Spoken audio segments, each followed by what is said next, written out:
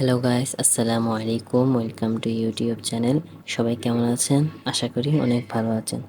আজকে এই ঈদের দিনে আমি অনেক এক্সাইটেড, কারণ আজকে আমার এমন একটা স্বপ্ন পূরণ হতে যাচ্ছে, যেটার জন্য আমি অনেক দিন ধরে অপেক্ষা করতেছিলাম।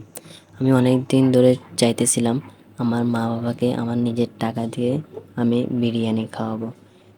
এই অনেক দিন পরে আমার এই আশাটা পূরণ হতে যাচ্ছে, কারণ আমি ঈদের যে সালামিগুলো পেয়েছি, আমি মনে করলাম সেই টাকা দিয়ে আমি আমার মা বাবাকে বিরিয়ানি খাওয়াতে পারবো।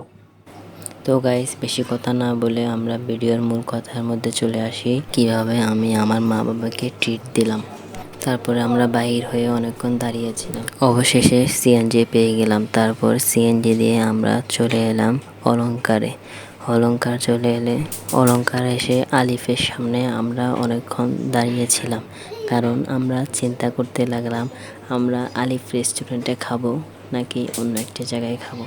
আমার থেকে মনে হলো আলিফ রেস্টুরেন্টের থেকে অন্য একটা হোটেলে যাওয়াই ভালো হবে। তাই আমি আমার মা বাবাকে বললাম, আব্বু এখানে না খাই, আমরা অন্য একটা জায়গায় যাই। তারপরে অনেকক্ষণ ধরে আবার চিন্তা করতে লাগলাম আলিফ থেকে অন্য কোন ভালো হোটেলে যেতে পারি। তারপরে চিন্তা করলাম কুটুম বাড়ি তো আছেই, সেজন্য আমরা কুটুম বাড়িতে চলে এলাম। কারণ কারণ এখানে ঝামেলাও কম, আর এখানে জায়গাটা অনেক সুন্দর, বসার অনেক সুন্দর একটা জায়গা ছিল। আমরা সবাই বিরিয়ানি খেলাম, কিন্তু আমার ছোটো ভাইটা বিরিয়ানি খেতে পারে নাই, কারণ তার অনেক অসুস্থ ছিল। সেই মানুষটা অনেক অসুস্থর মধ্যেই আমাদের সাথে বিরিয়ানি খেতে গেল, কিন্তু পারলো না ভালো করে বিরিয়ানি খেতে। তাই ওর জন্য দোয়া করবেন যেন ও তাড়াতাড়ি সুস্থ হয়ে যায়। পরে আমরা বিরিয়ানি অর্ডার দিলাম, কাচ্চি বিরিয়ানি।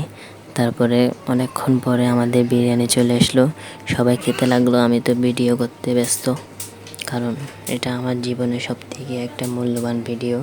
আমি এই ভিডিওটা কখনো ভুলতে পারবো না, সেই জন্য আমি পুরো ভিডিওটা করে নিচ্ছিলাম। তাও সবাই আমাকে ডাকতেছিল খাওয়ার জন্য। আমি আর দেরি না করে খেতে চলে আসলাম। খাবারটা খুবই মজা ছিল। সবার থেকে বেশি মজা ছিল মাংসটা।